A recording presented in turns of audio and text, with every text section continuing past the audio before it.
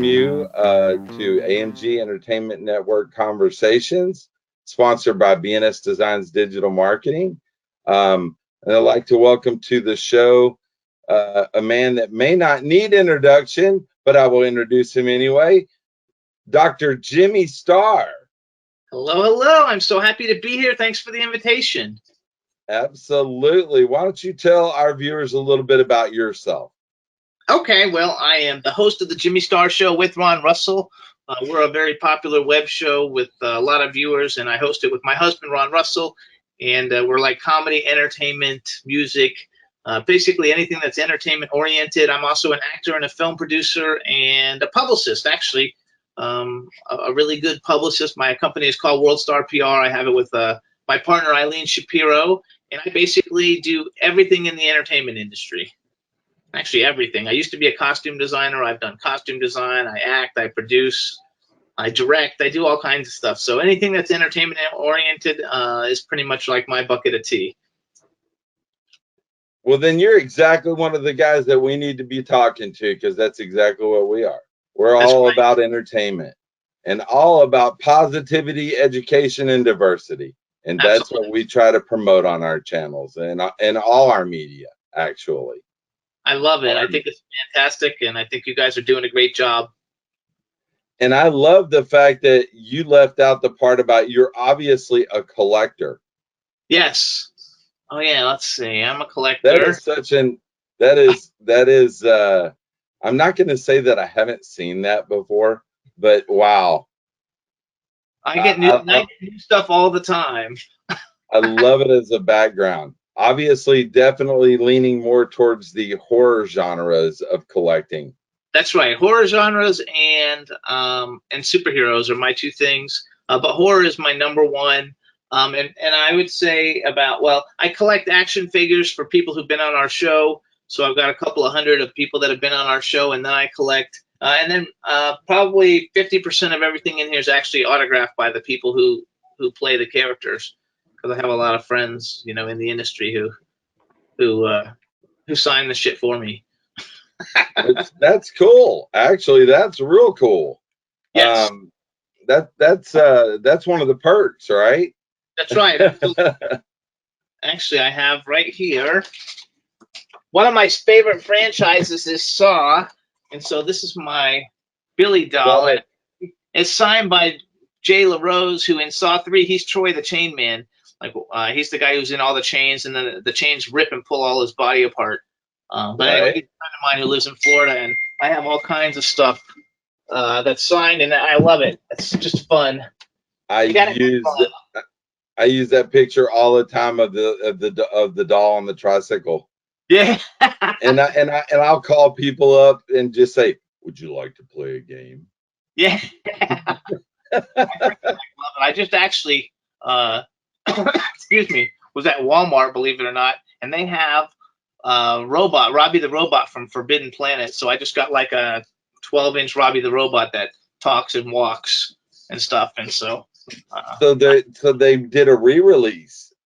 Yeah, they did a re-release, and no kidding. I have an acquaintance that lives here in the desert in Palm Springs who actually has Robbie the Robot, the actual one from the movie, and it works and everything. And so that's really like my thing. If I could afford a $20,000 Robbie the Robot, I would buy it, but instead I got the $20 version. Hey, you got to go with what's available, right? Absolutely. And I don't know. I guess you could write me a big enough check to let go of something like that. Oh, absolutely. I would I saw on eBay they have like a life-size Aquaman. Like I would buy that in a heartbeat. The guy who has Robbie the Robot, he also has, the original Stratocaster from Flash Gordon, and he has like a C-3PO and all from Star Wars, and he's just got everything. I mean, he's got so much cool stuff. It's like he's got Iron Man and the Terminator. He's got like everything. It's really cool. You're talking about Flash the movie, right? The Stratocaster from Flash the movie that was more musically inclined? No, he's got the actual original Stratocaster from like the 1940s or 50s. Oh my gosh. It was very, very little because back then they just shot pictures and it made it look it was real, but it's only about 2 feet long. or So 3 it's feet just the long. prop. So it's the one they actually use. So when you see the Stratocaster flying through the sky, it's that one, and he's got it That hanging from is the ceiling. so cool. That I is so cool. Though that's the cool thing about being out there on the West Coast is you can find a lot of that stuff, that brings back those memories of when you were a kid and getting to watch those really cool reruns. I guess being our age, Flash Gordon was a rerun that I watched that was in black and white. Yes, and I've been You trying to know, get the '80s Flash Gordon guy, Sam, whatever his name is, on our show. I haven't gotten him yet, but I'm working on it. I would love to have him on the show. Speaking of the show, I mean, this is kind of like the hunter becoming the hunted. You're usually the one on the flip side of this deal. That's correct, and I'm way better at that. But Well, yes, I used to be a behind the camera guy, but now I'm in front of the camera guy, and I don't know why, but I tend to like it. So I can't tell if that's ego or if it's just that I like talking to people so much. I'm willing to get out here in front of everybody just to be able to talk to people because I I love conversating with people. yeah, it's just fun. You just got to have a good time, and I like both. I like doing. I do a lot of stuff behind the scenes, and I do a lot of stuff in front of the camera, and I like both. I They're do both too. yeah. I So actually, yeah, I love making my clients look great, because if I make my clients look great, I get the residual, you know, get the absolutely. residual from that.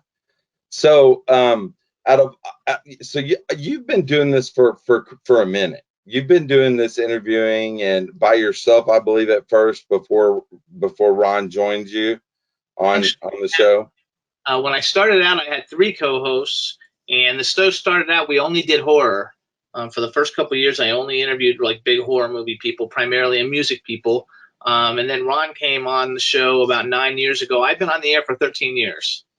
So I'm really one of the first podcast slash, streaming shows, like, because I was doing it before anybody was doing it. And I've been doing it for 13 years. Ron's been on the show for 9 years. And when he came on the show, he was like, we got to branch it out, not just horror people, because he doesn't really like horror movies. He does now that he's in them, but he doesn't watch them. And so we started branching out and getting, other types of celebrities, and it just kind of kept growing and growing and growing. Well, So and that's good. I mean, growth is good, right? I oh, mean, you so then you start kind of stepping outside of that realm because people know people and they say, I went on the show and it was a great show. You should talk to these guys. right. We You get a know? lot of referrals. We get a lot of referrals, and like I said, I'm a publicist, so a lot of my clients get to come on, and Ron's getting ready to relaunch. He used to have a show called Set the Record Straight, and so he's getting ready to relaunch that. And I'm going to launch like a Jimmy Star's World, like little interview show that might interview people that maybe necessarily wouldn't come on the Jimmy Star show, but they would people that I would like to interview, and that way we kind of get all the different audiences in. Well, so are you going to do this in addition to what you and Ron are doing as well? Yeah, he Yeah. used to have a show called Set the Record Straight on Time Warner Cable. He interviewed all the legends, Oh, like yeah. Taylor and Jane Russell and all these big people. And then I want to bring on, because Ron doesn't really like hip hop, and I want to bring on some hip hop artists and maybe some younger people that are too young for him to know who they are, and get some Right. YouTube stars and stuff, and do it for my website, because I have a website, jimmystarsworld.com, and I got rated number 50 of the top 100 entertainment sites in the world. And I'm actually launching JSW Television, a 25-channel, 24-hour-a-day television network on the site. So you're And actually going to broadcast straight through your site.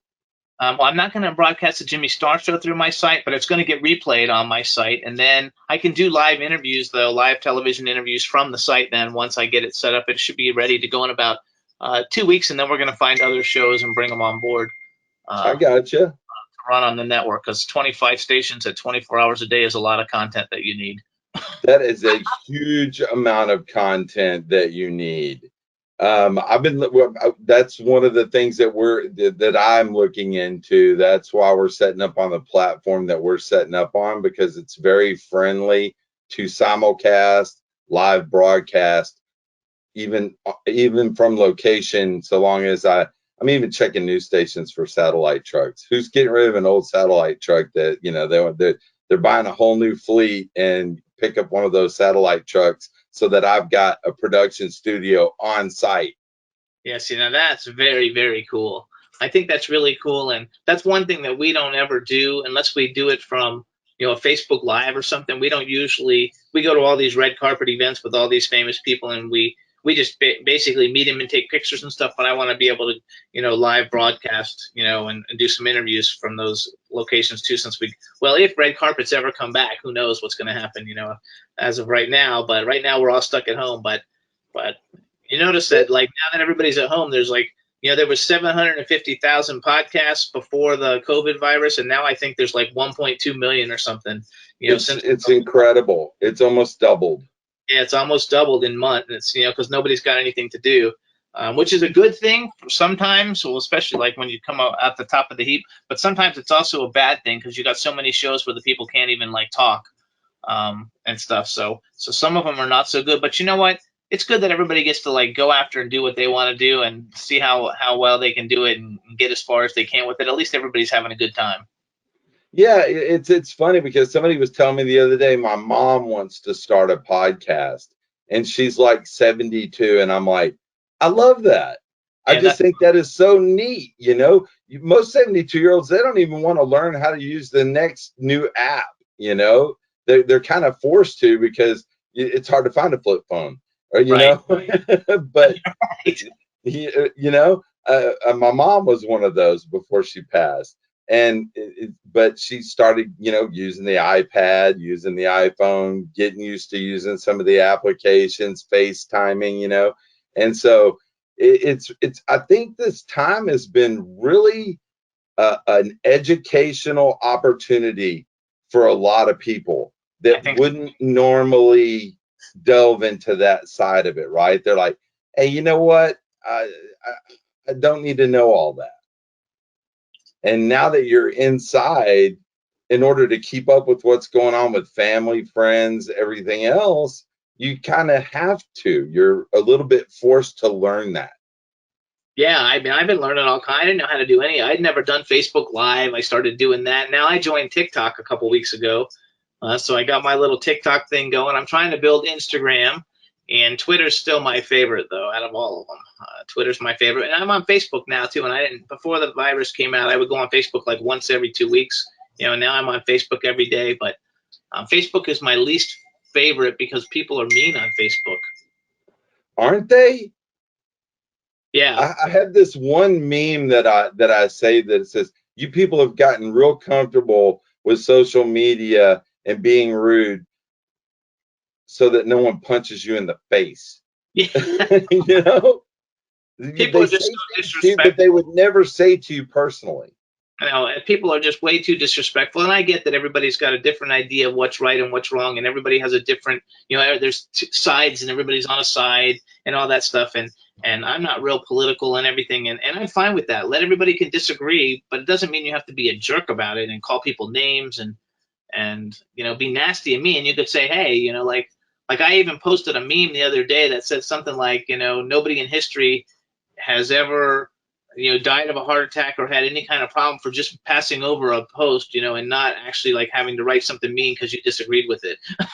I saw that. I saw that. In fact, I think I clicked you a little like on that one because I was like, that is so true. I'm hoping that because of this, so-called world timeout we're in right now, that people really come out with a different appreciation of each other, I hope so. because I think as humans, we're social creatures, Yes.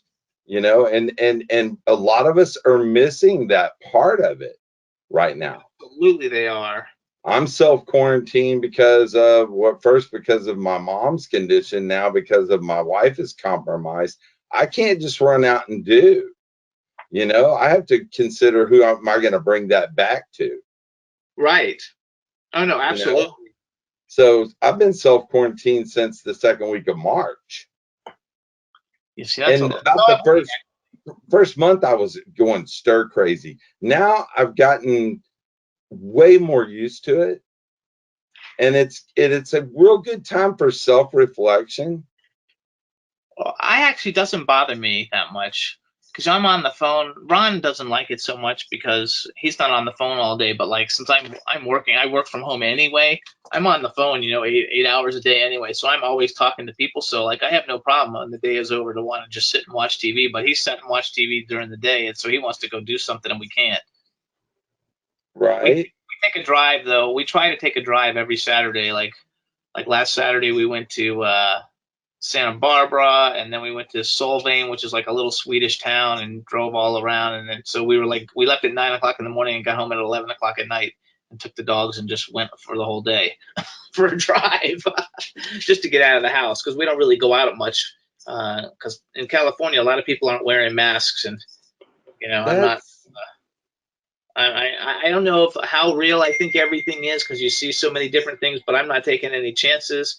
And you wear the mask to protect other people, and I think it's very disrespectful for people who don't wear the mask, because they're only looking out after themselves. And no matter what your belief is, we want everybody to be safe. right. And I think that, there again, it's a very good statement. People's actions speak way louder than their words, right?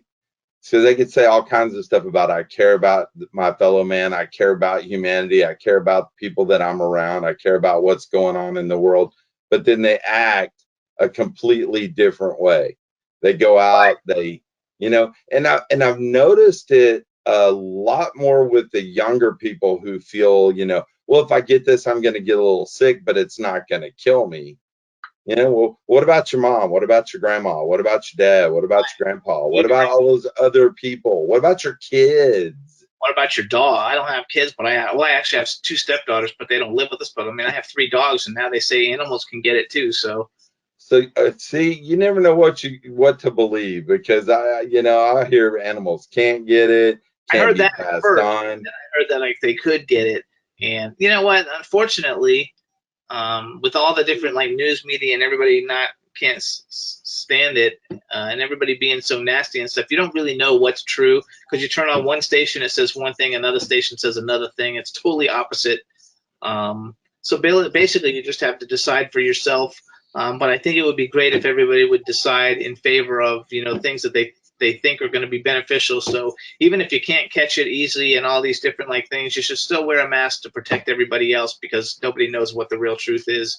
And nobody wants anybody to die. And there's a lot of young people dying. That big Broadway star guy, he just died a couple of days ago. Why not err on the side of caution? Austin, that's right. I'm with You know you. what I mean? How much more of a hassle is it to do that? How much more of a hassle is it in your life to just put a mask on? You're right. I mean, really? And I can't. You know? I have a super hard time breathing when they're on. Like I've been trying every time I see one, I buy a different one to see if I can find ones that are thin enough that don't make me like want to choke. And it's very uncomfortable. And I always have it on. It doesn't make any difference if I'm uncomfortable because I want everybody else to be safe. Right.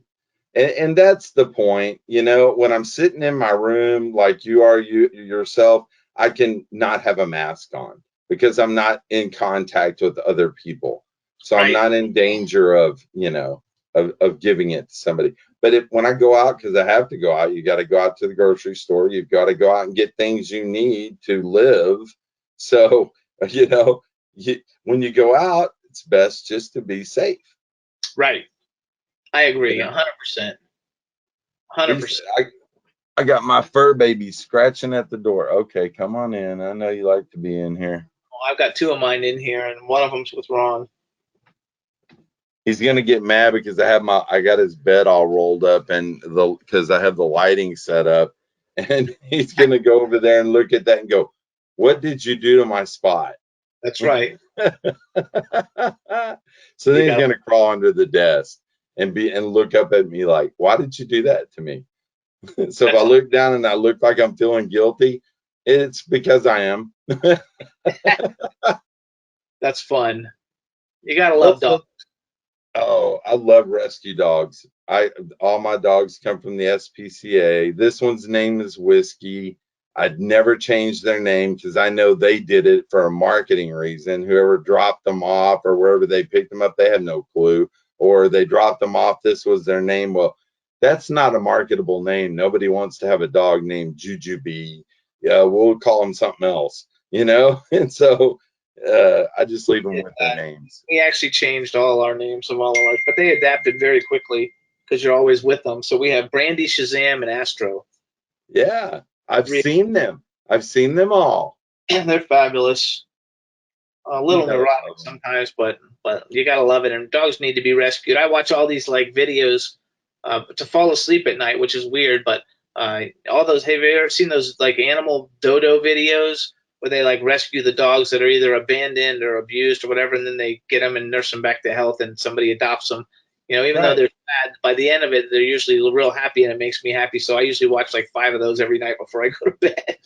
That's that. You know, I watch a lot of documentaries. I like to feel good before I go to bed. Yeah, So you know, that's a good thing. You know, and rescue dogs, they're so grateful. They make the best companions. It's absolutely. like it's like they know that you saved them from this horrible thing. Yeah, we have one, Brandy, and when we rescued her, she had heartworm, and we told them that we would take care of the heartworm because otherwise, you know, they didn't know what they were going to do with her, and you know, it cost $4,000 for us to get rid of heartworm. So the rescue dog Wow. cost more than like going out and buying a designer dog. I bought one dog back in 1985. It's the only dog I ever bought. I bought him for my first wife, and I will never buy another dog again. You know, I just won't. And the thing I love about the SPCA in Houston, Texas is we adopted Whiskey and he was heartworm positive and they actually pay for the treatments. Oh, that was great. And, you know, if they can live through that, that's a tough dog. Yes. Oh no, she's a fabulous dog, and she's very appreciative. She's a little neurotic once in a while, but you know, I mean, that could be any dog, but we love her to death. She's sitting here looking at me. She knows I'm talking about her. Right? Mine's like trying to find a place. Where can I go get comfortable? Why do you have all my stuff wadded up? But we'll get back to the show part. Okay. So you've done a lot. You've done 13 years of being in podcasts and interviewing people. Out of all of that, who would you say would be the most interesting to you person that you've had the pleasure of speaking with and interviewing? John Barrowman, who is an actor who was in what's that show where Doctor Who?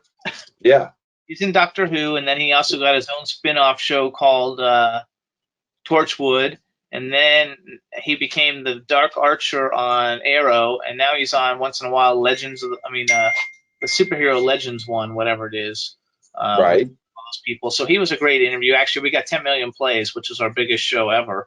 But he's like gay and doesn't care what anybody thinks, and so like when the show started, he had a blow up doll, and like as soon as the camera turned on him, he was like making out with the blow up doll. You know, and that was the intro to the show, and that was terrific. I've been fortunate because I only have a few people on my bucket list that I haven't been able to interview yet that I really, really want to interview. But like most of my favorite actors and stuff, I've had the pleasure to interview. I'm only missing Molly Ringwald and Charlize Theron are my two big ones that are left. And other than that, I've gotten like most of the ones I like on there. But you know, everybody's different because sometimes you think people you're going to interview somebody and you think, oh my god, I'm so excited, this is going to be like the best interview ever, and they're really not the same in an interview. You know, they're not like the characters that they play. Of So course. sometimes they're actually boring. When you bring them on, you think they're going to be so exciting, and some of the people that you bring on, you're like, oh, I don't know if I really should have done, you know, book this person because I don't know if they're going to be any fun, and they end up being like the funnest, you know, greatest interviews ever. So Right. can't tell if it's somebody that you don't know. It's different if you know them. Like if you go out and you meet somebody and you talk to them and you're already friends with them, and they come on, you know, those always go really well because you're acquainted with the people. But when you bring them on and you're not sure, You don't know if they're going to be like any good or not. And we've been very fortunate that most of the people that I've interviewed have been great. We've only had a few duds, which I can't tell you who they are because it's not nice. That wouldn't be nice. That's another thing that I hope that we get out of this time out is that we start just treating people like people. Doesn't matter what your religious affiliation is, your political affiliation is, your sexual preference, the pigment of your skin. None of that matters.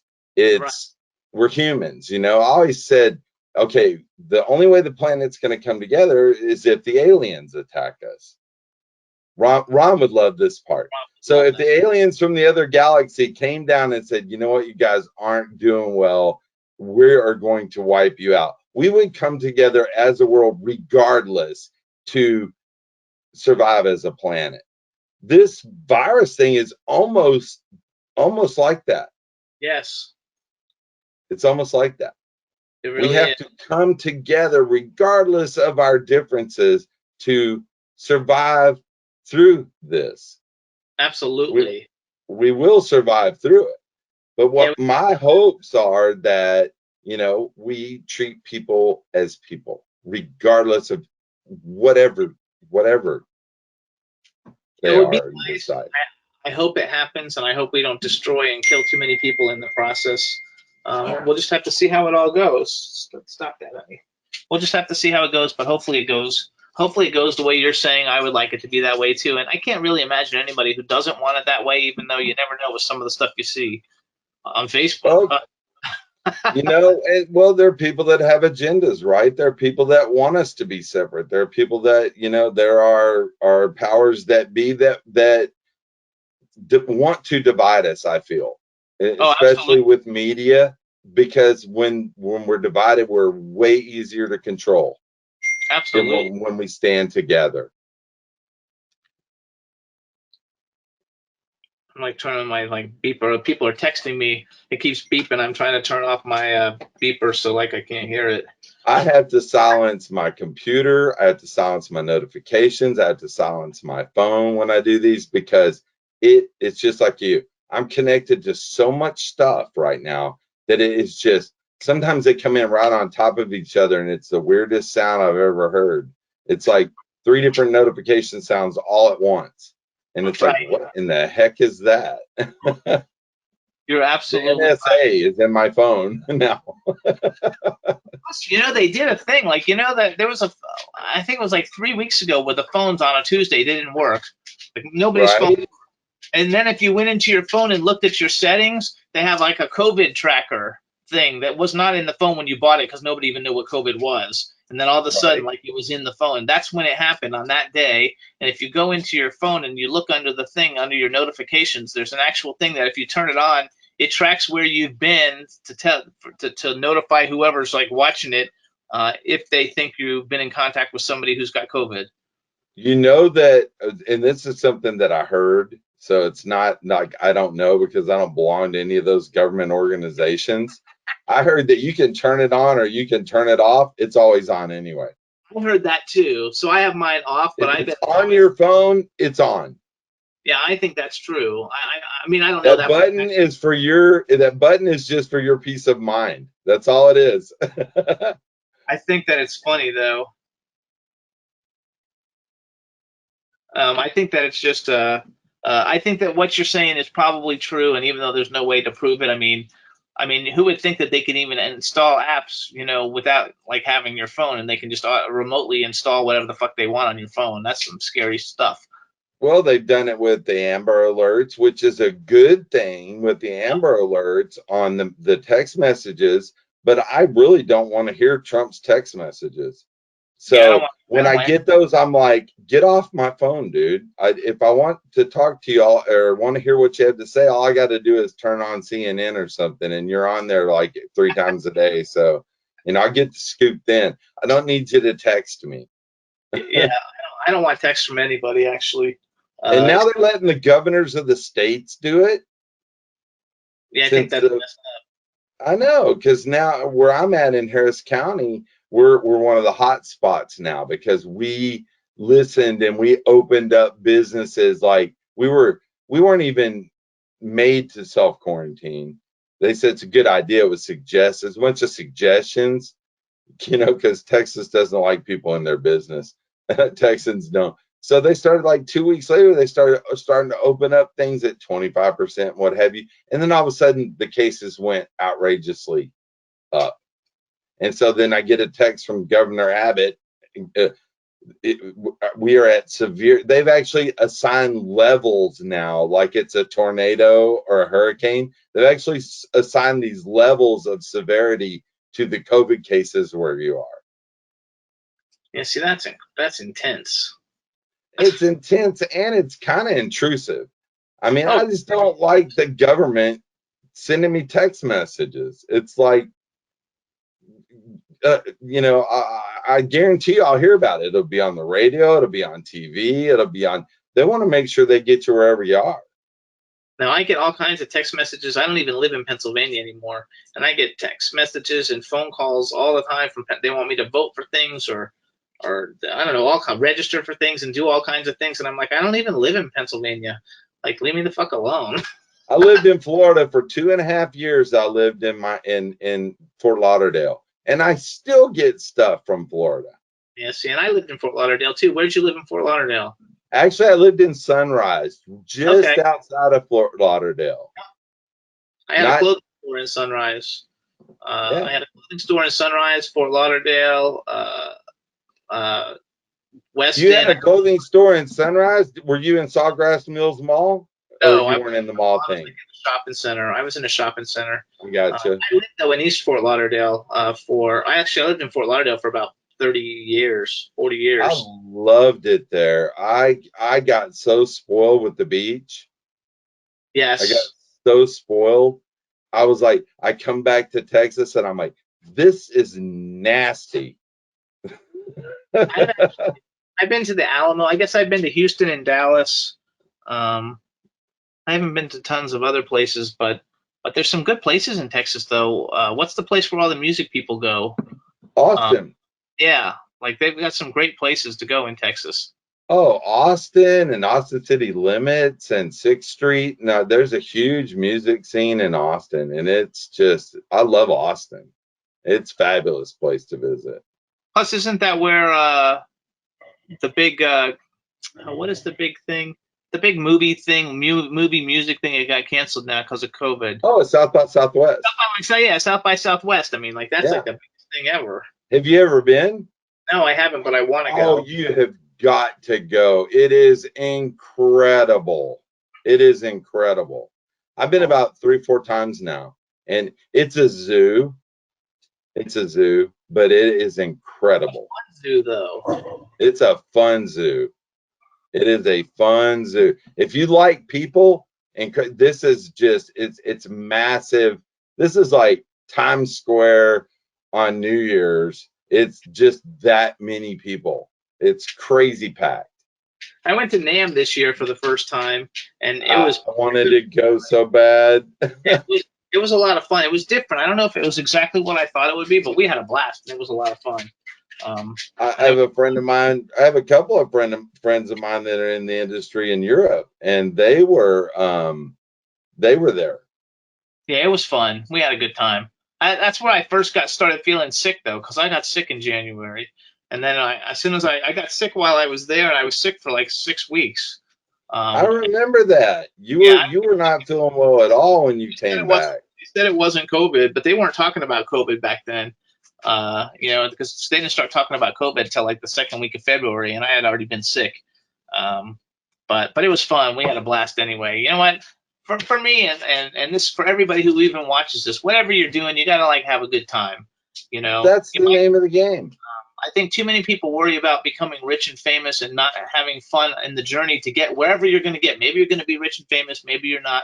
But for me, the whole thing is the journey and to have a good time trying to accomplish whatever you're trying to accomplish and enjoy yourself as you go along and appreciate all the milestones that you that you collect and that you surpass and everything as you're going along. Because if you're not having fun as you get there, you might get there and it might not actually be what you were like thinking it was going to be, and it might not be any fun. And so I think it's important that you, on your journey of doing whatever it is that you're going to do, you need to have a good time every step of the way. I believe you're exactly right. I think that you have to, if you have fun doing what you're doing, you never work a day in your life, number one. And money is not that big of an it's not the end all be all. It's not the goal. I agree with It's that. great to get paid to do what you love to do. That's why I love what I do, because I get paid to do what I love to do. But it's all about the journey. It really is. It's not about the destination. And the people I find that it's all about that destination, as soon as they arrive or they think they arrived, they come up with a new destination. So now they're chasing the next thing, right? So, you know, I I like to chase all kinds of things. I believe in diversity, so I got fingers everywhere. I not probably not as much as you, but I've got fingers in all kinds of stuff going on right now. It's incredible. So many irons in the fire. Yeah, my new thing is movie producing, and so it's not really new because I've done it my whole life. But now I'm putting an actual real focus, on trying to raise money for films, all different budgets. I'm working on films from like 150,000 to 15 million. With some have really big stars, some have up and coming stars, some have people that are big in their genres. But it's so much fun. I'm having such a good time with it, and hopefully I'll be successful at it. But I'm enjoying myself along the way, and I'm working with great people that I probably wouldn't get an opportunity to work with otherwise. And so I'm enjoying it, and I think I only became a publicist 3 years ago, and I love that. So I think I've got my hand. I'm just like you. I have my hands in tons of things. They're all kind of related in one way or another. Um, I don't have anything super like far out. That's way out of the cookie jar of everything kind of like going the same. So they're all relatively related, but they are also different entities. TV is different. I've got radio. I've got producing films. I write all kinds of stuff. I've got the show. I used to be a celebrity clothing designer, and I'm eventually Right. going to get back to that because I've done costume design on tons of cool movies. Um, so they're all kind of related and they're all in entertainment, and each one is different and similar. And I love every one of them. Like I wish there was, an extra 48 hours in a day so I could get more stuff done. I say the same thing. I wish I could invent like 2 extra days of the week. Yes, But I know what I would do. I would fill those up, and then I would go ahead and say, well, we need 2 more. I would the same way. And I work all the time. Like I'm on Twitter early in the morning and I get on Twitter late at night, and I try to check it in the middle of the day, but I don't always have time. But I do all my like social media stuff primarily at night, a lot of it, because I'm busy in the daytime doing stuff, and it's just fun. And I met you. I wouldn't even know you if it Right. wasn't social media and Twitter. We wouldn't even know each other. So we met on. Exactly. And I saw your post about the producing. I was like, oh, that's kind of cool. That's something that's, I'm part of the Houston film industry meetup group. There's 7,000 of us. Oh wow. We're all, that's, where Sherry came from. We have Yes, that mutual friend, Sherry. Well, I mean, she was my bud down here. And then she moved out there to pursue her dream. And Myra Leal went out there for a little while. Now she's back because her mom lives here and her mom's a little sick. But I don't know if you know Myra or not. I don't Myra think Leal. She was in Machete with Danny Trejo. She was the naked girl standing there in the bedroom with Danny Trejo and Machete. that's funny. I used to So be pretty friendly with Elise and Electra Avalon, the two twins, who I think are in that. I think they're in that. They're in a bunch of cool horror movies. But no, I think if the whole thing is you got to have fun. And if you know anybody who's anybody watching, you can contact me. If you know anybody with money for films, I can get you brought in as a producer if you help find the money, and then you get paid and you get to work in movies. It's fun, and the whole thing and is you get just to put fun. it on your IMDb. Yes, and you get to put it on your IMDb. I love IMDb. I look everybody up. Like I every do time I too. meet somebody, that's the first thing I play. First, if they're in the movie industry, that's the first thing I do is I look them up on IMDb. I've been really surprised at some of the people like authors that are well known for for writing books or well known for this or that. I'll look them up and they'll actually have an IMDb and they'll actually have been in things. And I'm like, that is not what I knew them as. But then you start looking and if you do your homework on the people that you're going to talk to, it's amazing what you find out, all the things they've done and the just the really cool things they're into. No, you're right about that. I'm always You know? surprised. I'm always surprised because a lot of times I've been an extra in every fucking movie on the planet, and there's lots of times when I had somebody just contact me the other day saying that, oh, they were in this movie and they saw that I was also in it, 30 years ago, and that's so cool that now we're friends and we didn't know each other then, and now here we are, we have some of the same credits and stuff like so it's I've just fun. only been in two. I've only been an extra in two movies. The Bad News Bears, and I believe that was Breaking Training was the name of that film in the Astrodome that they filmed in the Astrodome here in Houston, Is Texas. that the 80s So version? yeah, way back. Great. Way They no, remade it was before the 80s. This was back like it was with like Walter one second Matthau. one or something where they went to the national championships or whatever. I can't even remember the name of the movie, but because I was in with the Astros and they had as a kid the Astros buddies, so you get to meet the team and that kind of stuff. I got to be an extra in that movie, and then I got to be an extra and believe this is now I'm gonna date myself because I don't look my age and I don't act my age either. So there. That's out there. Uh, I was actually an extra in Urban Cowboy. Oh, John Travolta, right? John Travolta, Sissy Spacek. I mean, not Sissy Spacek. Deborah Winger. Yeah, okay. I was probably though. I don't know what year that was, but That was in 1979 or 80. 79 or 80. I can't remember now. It's been I that far remember back. stuff back then too. And the Bad News Bears is a big one though. I love that. Those movies, those Walter That, Matthau, Jodie Foster, and Kelly. The guy who played Kelly Leak, he was the guy who could pitch and hit really right? because they He was remade he that. was the tough kid he was their ringer, right? Yeah, he The was kid the that ring. rode the motorcycle and the tough kid. And I love that whole storyline. they remade it with Billy Bob Thornton in like the '90s or something, but like that was Yes, like the ones from our generation. That was the good I one. love Billy Bob Thornton, but I just didn't. I just like the original more than I like the remake. Me too. I like that better too.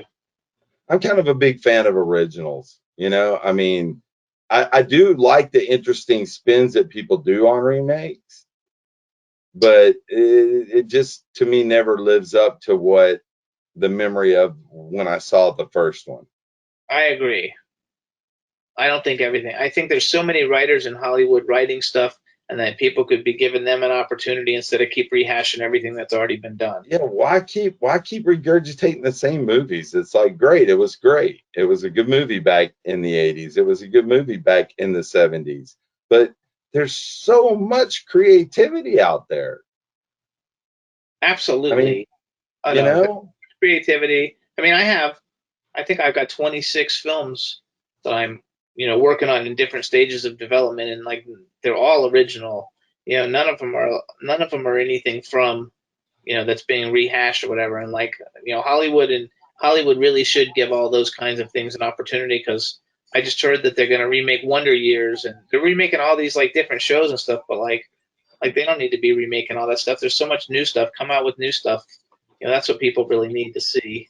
And yeah, I talked to the young man that was in Fuller House.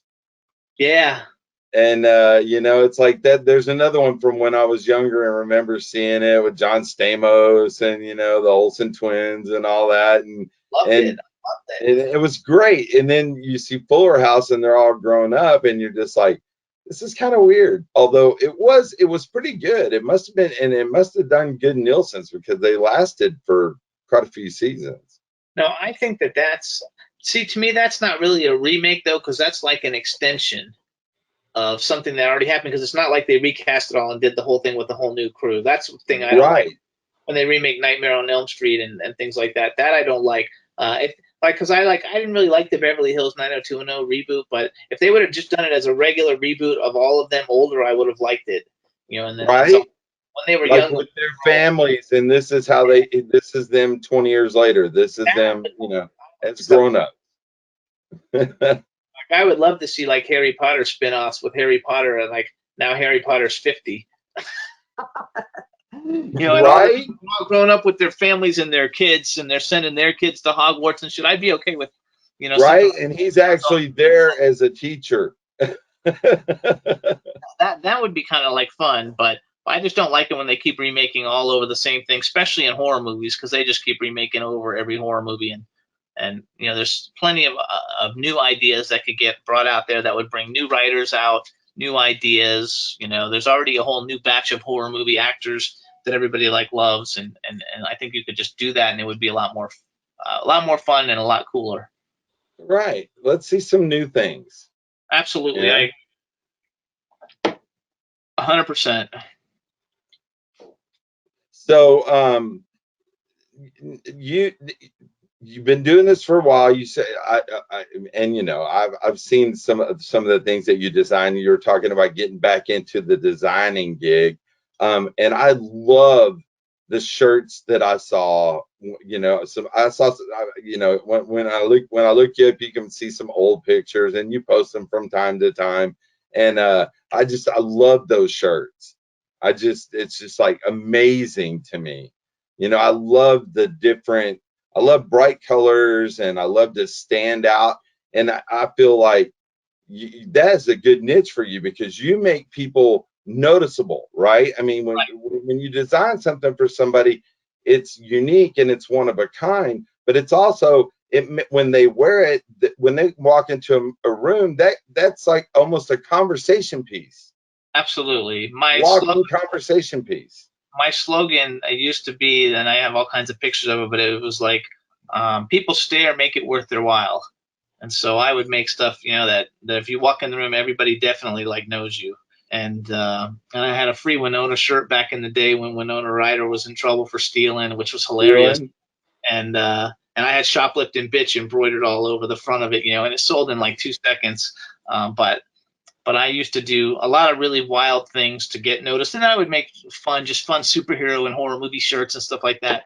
But like I made a blazer, a tuxedo jacket that said "Kiss My Dick" all over it, and it had little teeny penises sewn all over it.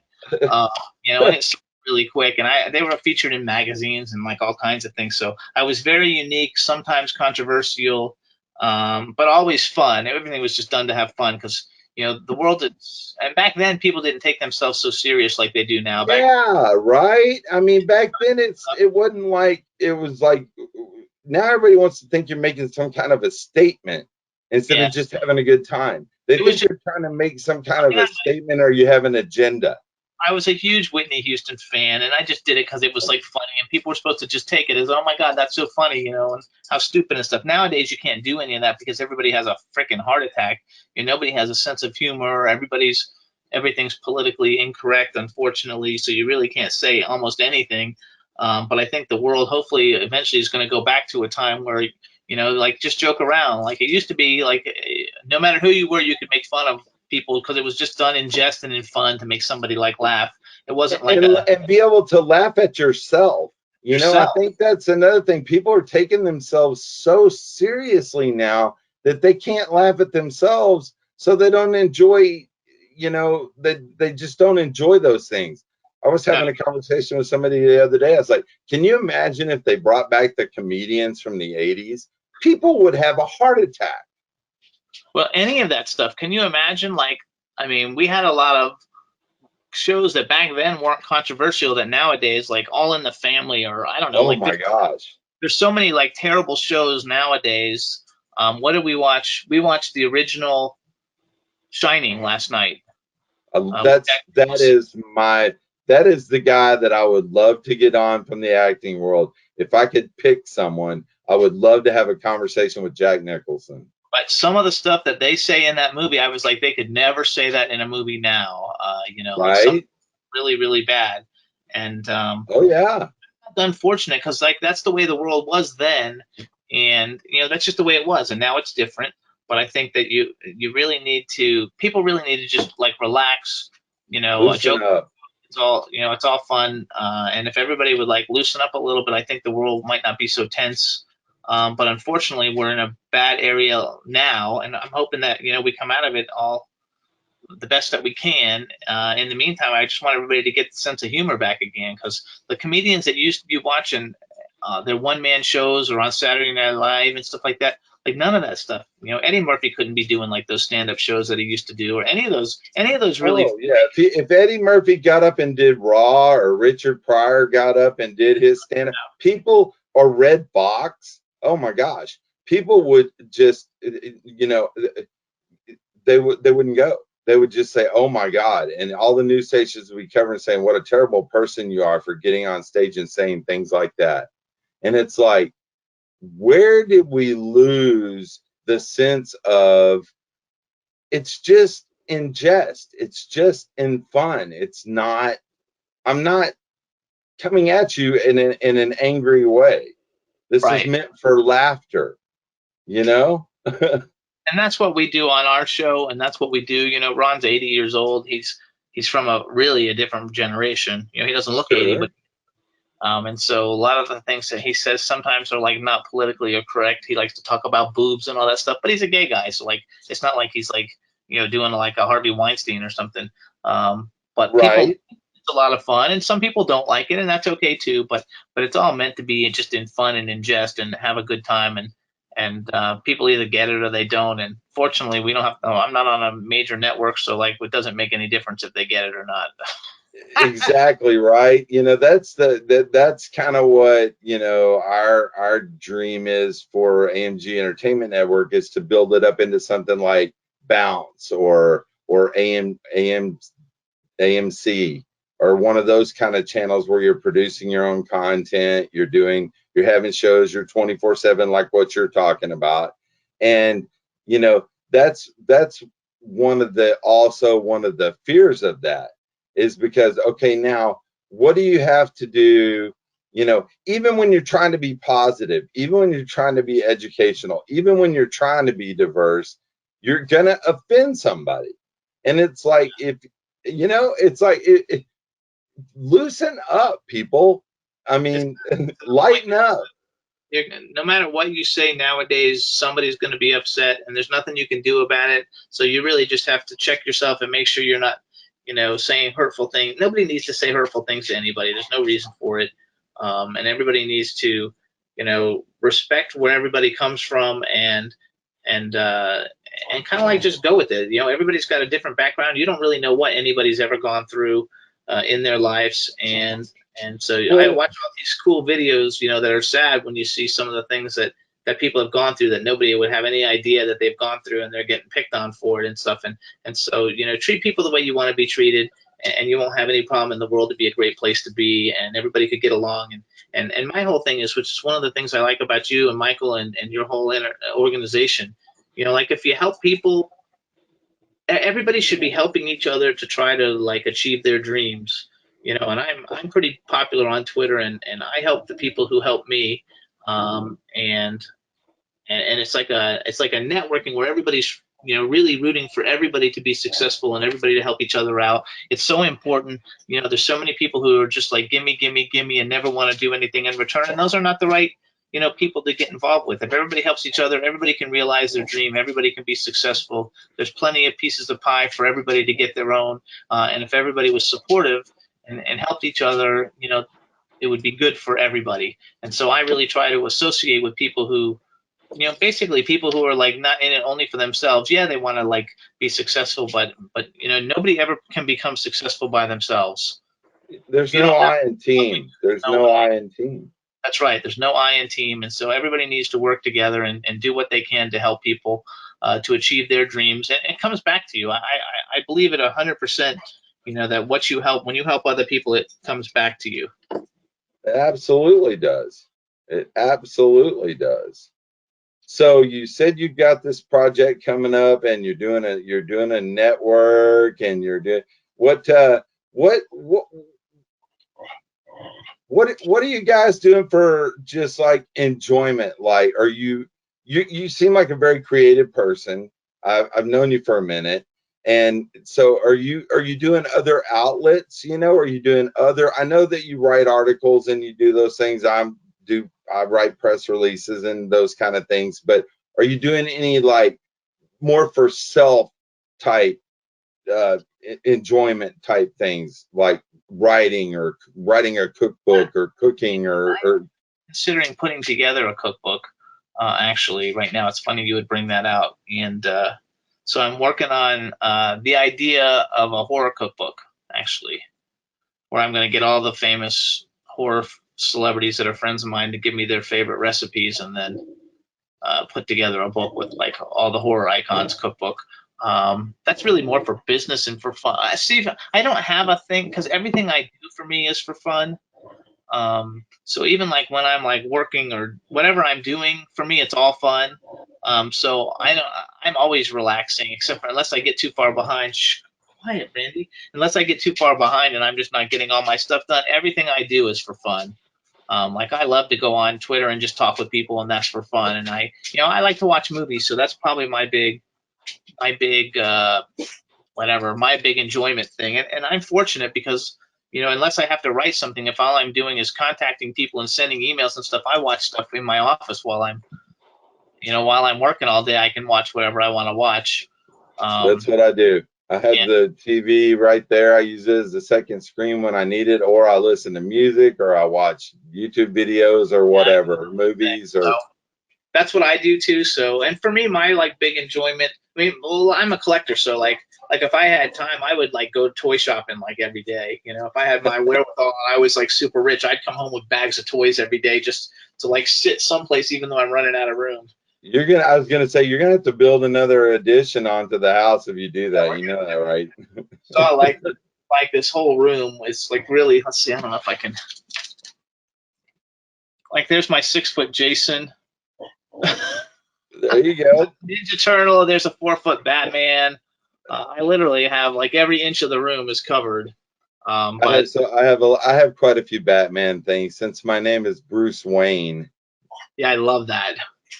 That's my nickname throughout my whole life was Batman, and my dad was a big Batman comic person as a kid. So I wish I would have known at an early age to hang on to those old comics. Because I had a ton of them. But well, I'm doing that now, though. I enjoy reading comic books. I just got attached as a voice actor in an animated feature, and I'm working on possibly trying to do funding for another animated feature where I can play a superhero cartoon character person in something. We have our celebrity ghost hunters comic book. Right, I saw that.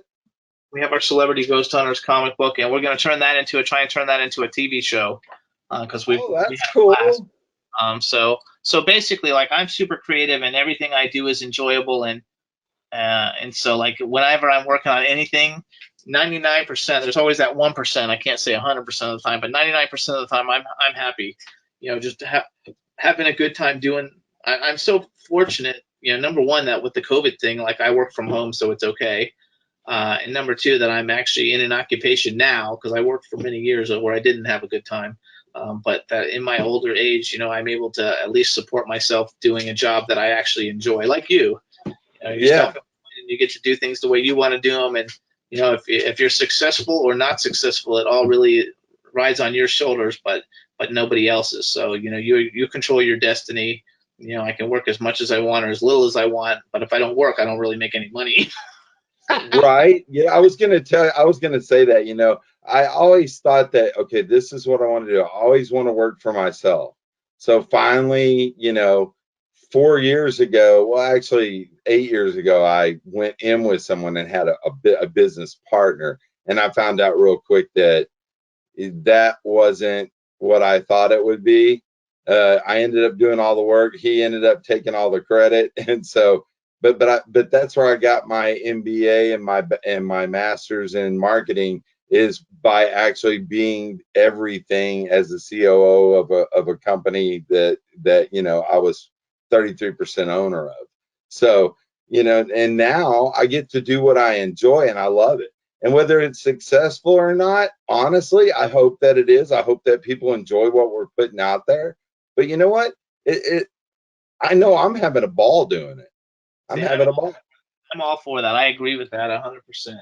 Like I'm all having a good time with it too. I enjoy it, and we just go from there. And everybody needs to try to do that or get themselves in a situation where they love what they do.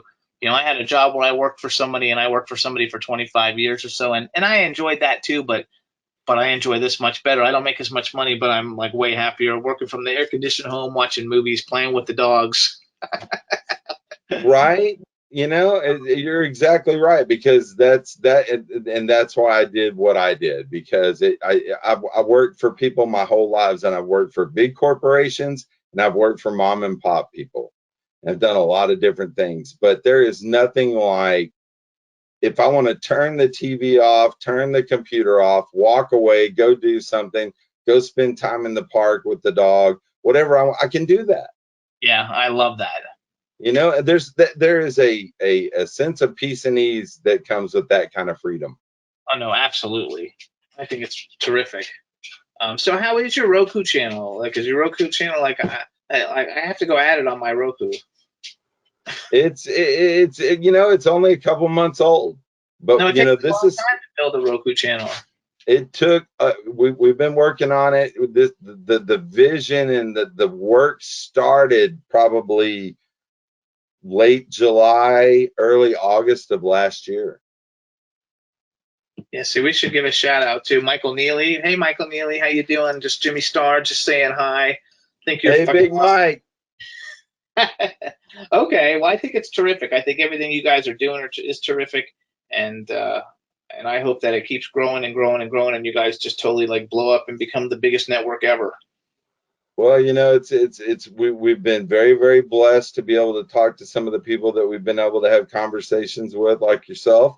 And you know, we're really trying to create a platform where people can get seen that would not normally otherwise have that opportunity.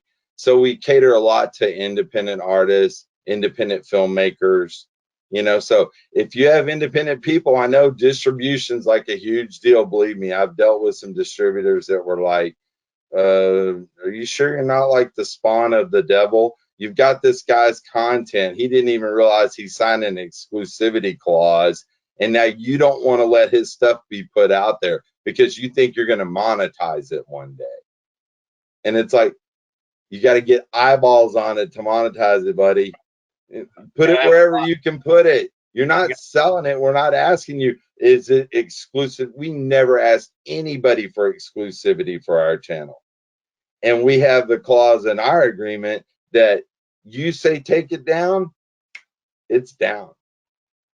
Yeah, I think it's what you guys are doing is fantastic, and I'm happy to know you guys. Actually, it's been a real pleasure knowing you guys. Well, you know, we enjoy the relationship. You know, the exchange of information back and forth, where the TV is concerned, where the channels are concerned, where the magazines are concerned, and you know, hopefully the website that I'm creating will reflect all that in a very positive way. So I'm really looking forward to getting that website machine just because building out a platform that we can actually simulcast and broadcast through. We can actually, our website can be our channel. It can actually, with no copyright infringement BS pops up. No, I like that You know, too. I like when you're that. on platforms, boy, I tell you what, I'm waiting for it. I'm waiting for Roku to put a big circle with an exclamation point in there going, wait a minute, somebody copyrighted this and you've got it playing in the background of your thing, or they're playing it on their radio while they're talking to you, you know. And it's like, it's stupid. I think it's stupid. But it's like, I get it, you want to be protected, but I also understand that if it's that person and it's their stuff, they should be able to put it wherever they want. yeah, You know? we don't play music on our show anymore because now that we stream live on Facebook and YouTube, like we have people on and they in the middle of the broadcast we got shut down for playing the music of the person that we're talking to. Right. Hey, I was watching when it happened. I was like, wow, you know that, but that's YouTube, and a lot of artists don't understand that. And I think that's one of the messages that we try to get across. So many independent artists, they don't have a label backing them. They don't have a, they don't have a team. So they self-publish, they self, promote, they self-market, they do all these things, and they go, well, how easy is it for me to throw it on YouTube? Not even understanding that, okay, you register with BMI. Well, now your PRO company, now they own all your music. They copyrighted all your stuff. And now you're putting it on YouTube. Well, guess what? YouTube just copyrighted it, put it on. Now they own your stuff. And now when you try to put it anywhere else, they're going to go, boom, no, copyright infringement. Hilarious.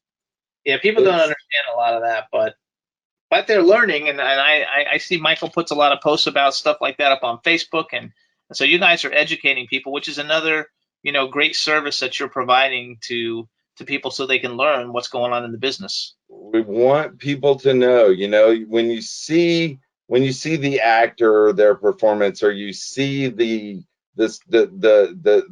musician, or the singer, or the person on stage, you see the tip of the iceberg.